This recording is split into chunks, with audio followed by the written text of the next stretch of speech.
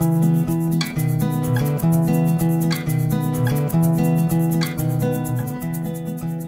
was really in my early 30s. I was in Australia at the time.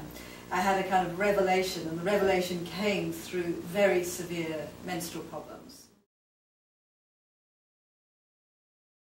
It was my commitment to allowing myself to be with the cycle, and particularly to be with menstruation itself. And it felt like the veil fell from my eyes. I was entering this whole other consciousness, an awareness of myself as a woman and of female power. In my workshops, I'm trying to give women a structure, a template, the menstrual map, if you like, as something that they can hold on to so that they can understand the nature of the process that they go through each month. Menstruation is winter. As we come out of menstruation into that pre-ovulatory time, that's spring. The ovulation time of the cycle is the summer of our cycle. And the premenstrual time is the autumn, and that's the time when we most come unstuck as women, and just coming into the winter time, the menstruation. Now, the first part of the cycle is this beautiful feeling of growth. You know how we all love spring.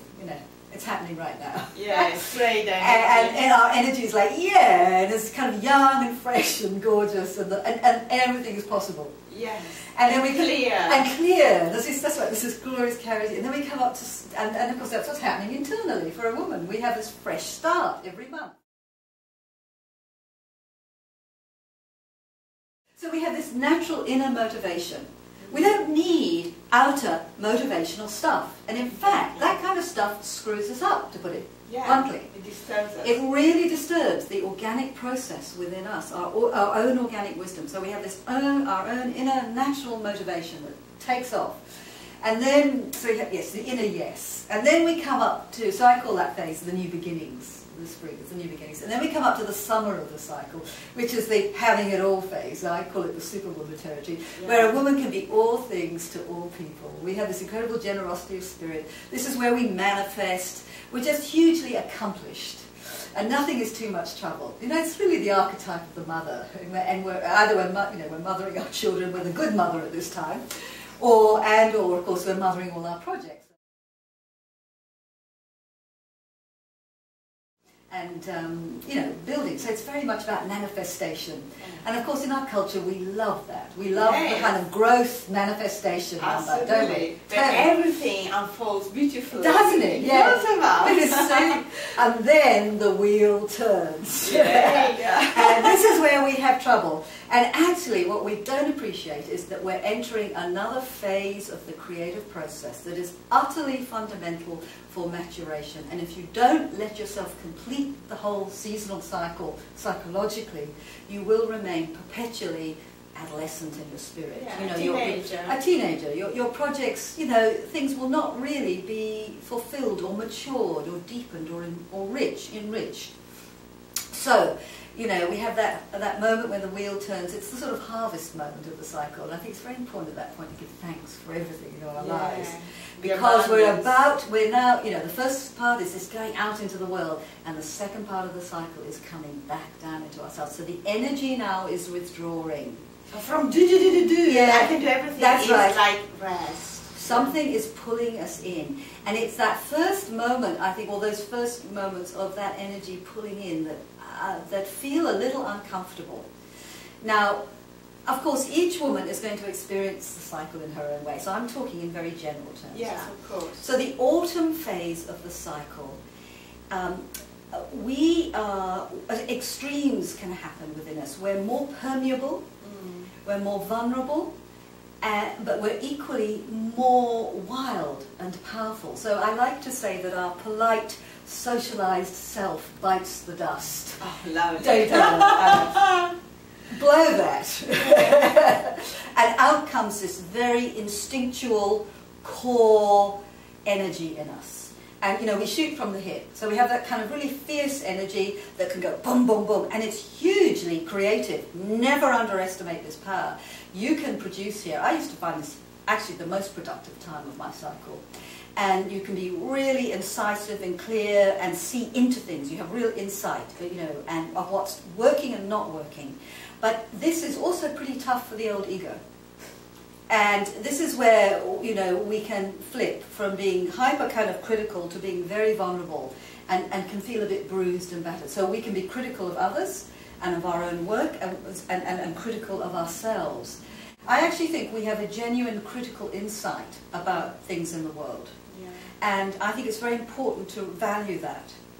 But also, you're quite right, we can be critical of others because we're not liking something in ourselves. Yeah. So I want to redeem that word critical and actually use the word discernment. We have a real discernment that we can hone over time. Yeah. It may not feel like it in the moment, but I tell you, with time and maturity, you're actually honing a real discernment that can go, you know what, that's not working.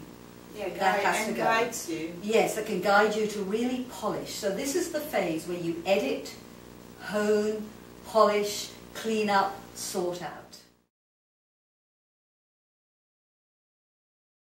If we think about it, all spiritual practice is about being able to get beyond the ego. And the female body takes us there every month. We have our own little mini ego death every month.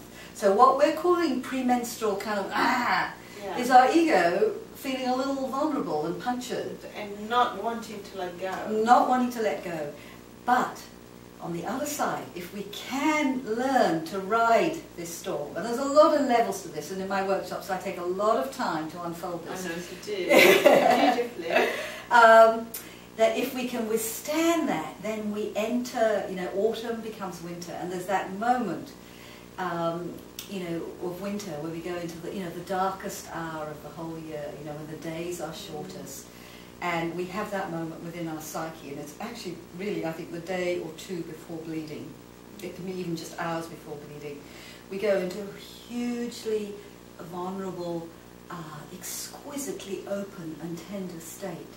Now, if we're having to maintain business as usual in the world, you're going to lose this moment, and it may just turn up as, you know, fog, restless, yes, nervous, or nervous or disturbed. I used to feel very exposed, and I wouldn't want to be too public at that time. And if people criticised me at that moment, they could really wound me, mortally wound me. That's the way to get me. That was my real Achilles heel moment.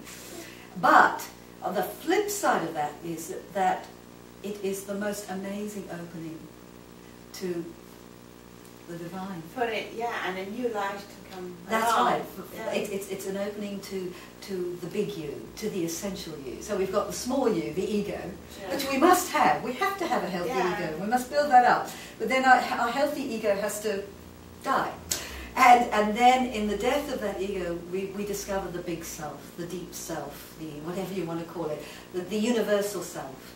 So at menstruation, a woman enters a hugely expanded territory where she is plugged into her deepest self and into the world, into a great spiritual world. She is open to big spiritual forces, but she has to allow space. There's nothing else you have to do. Your body gives you this experience gratis, free. All you have to do is turn up. You have to be available. You have to be the channel. Now, if you are continuing on business as usual, you are going to miss this. And I mean, actually every woman is going, I don't know a woman who doesn't feel some release or relief when we bleed. Most women won't have picked up that moment before bleeding.